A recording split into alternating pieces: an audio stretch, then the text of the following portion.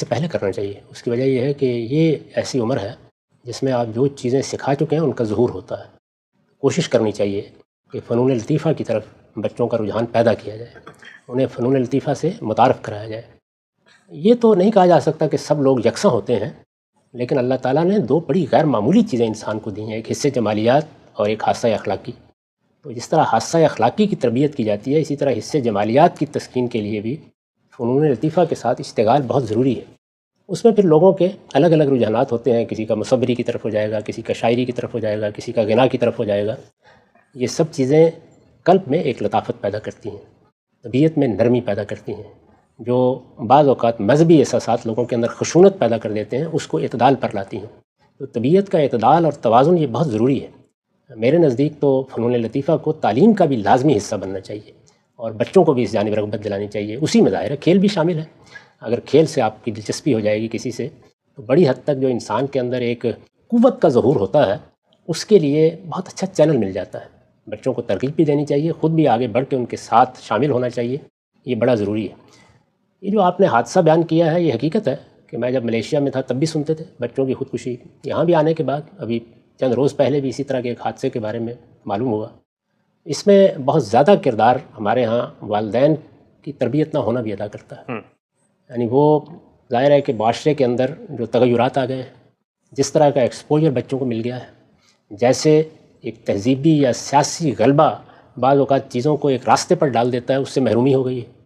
اس وقت مسلمان قومیں وہ کسی ایسے مقام پر نہیں ہیں کہ لوگ ان کی طرف دیکھیں، بلکہ مغرب اور مغربی تہذیب اور مغرب کا سیاسی غلبہ وہ لوگوں کے لیے بڑی غیر معمولی کشش کا باعث بھی بنتا ہے۔ تو یہ ساری چیزیں مل کر یہ ٹین ایج میں جس کو آپ نے تعبیر کیا ہے، اس میں بچوں کے اندر بڑی کشمکش پیدا کرتی ہیں۔ اس میں والدین کے لیے بہت صبر کے ساتھ نتائج کا انتظار کرنے کی تربیت کرنی چاہیے۔ وہ اگر ایسا نہیں کریں گے اور یہ کوشش کریں گے کہ جس سانچے میں وہ بچوں کو بچپن میں ڈال رہے تھے، بچپن میں تو ڈالتے ہی ہیں والدین، اب بھی اسی سانچے میں وہ بند رہیں، تو یہ انسانی فطرت کے خلاف ہے۔ اس میں آپ کو آزادی دینی پڑتی ہے، اور کچھ دیر کے لیے بعض نتائج کو بھی صبر کے ساتھ برداشت کرنا پڑتا ہے۔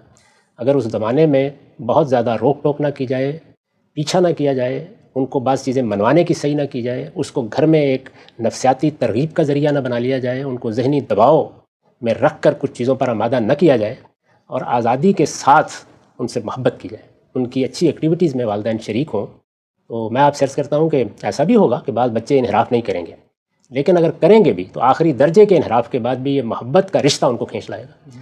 اس میں عام طور پر والدین جس طرح کا رویہ ہمارے ہاں اختیار کرتے ہیں، اس کے بڑے برے نتائج نکلتے ہیں۔ یعنی یا بچوں میں ایک منافقانہ طرز عمل پیدا ہو جاتا ہے، ان کا کوئی ابلاغ کا رشتہ والدین کے ساتھ نہیں ہوتا، اور یا پھر اس طرح کے حادثے ہو جاتے ہیں۔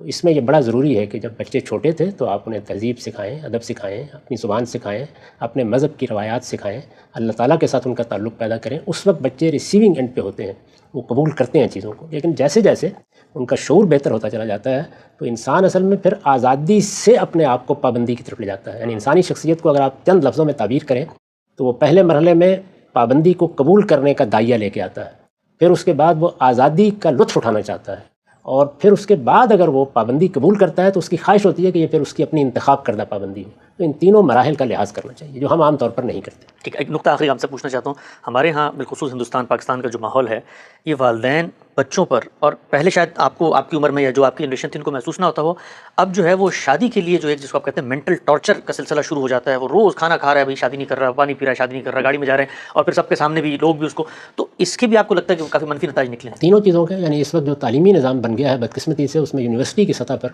غیر معمولی اسٹریس ہوتا ہے۔ والدین بھی اس میں اپنا حصہ ڈالتے ہیں، یعنی اپنے سامنے کچھ اہداف رکھ لیتے ہیں اور اس کے بعد روز ایک نفسیاتی اذیت سے گزارتے ہیں کہ یہ تمہیں حاصل کرنے ہیں۔ اللہ تعالیٰ انسانوں کو ایک طرح سے پیدا نہیں کرتا، یعنی وہ تو بہت بڑی تعداد میں ہنرمند لوگ پیدا کرتا ہے۔ بہت تھوڑے لوگ ہوتے ہیں جن کا علمی ذوق ہوتا ہے یا وہ چیزوں کے ساتھ علمی تعلق یا اشتغال پیدا کرنے کا داعیہ لے کے آتے ہیں۔ تو اس لیے بچے کی شخصیت کیا ہے، اس کے رجحانات کیا ہیں، ان کا لحاظ کرنا چاہیے۔ پھر کیا دنیا میں سب کے سب لوگ اپنے ساتھیوں میں اعلیٰ ترین جگہ پر ہی پہنچیں گے؟ یعنی اللہ تعالیٰ نے کوئی درمیان کے درجے کے اور نیچے کے درجے کے لوگ پیدا نہیں کیے، تو آپ بچے کے لیے وہ فضا نہ پیدا کریں کہ وہ ذہنی دباؤ میں شب و روز بسر کرنا شروع کر دیں۔ ایک تو پہلو یہ ہوتا ہے کہ ہمارے ہاں تعلیم کا معاملہ کچھ ایسا بنا دیا گیا ہے۔ میں نے دیکھا کہ بہت سی جگہوں کے اوپر یونیورسٹیوں میں طلبہ تنہائی سے تنگ آ کر، اس اسٹریس سے تنگ آ کر، امتحانات پے در پے امتحانات اور تیاریوں سے خودکشی کر لیتے ہیں۔ تو اس وجہ سے یہ ہمارے نظام تعلیم کو جو لوگ تعمیر کرتے ہیں ان کو بھی سوچنا چاہیے، والدین کو بھی اس کے بارے میں سوچنا چاہیے۔ دوسری چیز معاش ہے، اور تیسری پھر شادی ہے۔ تین ہی چیزیں ہیں۔ ان سب کے معاملے میں ایسے رویے نہیں اختیار کرنے چاہیے کہ جو بچوں کے لیے اتنے زیادہ ذہنی دباؤ کا باعث بن جائے کہ یا وہ اپنی شخصیت کو برباد کر بیٹھیں یا اس طرح کا اقدام کر ڈالیں۔ ٹھیک ہے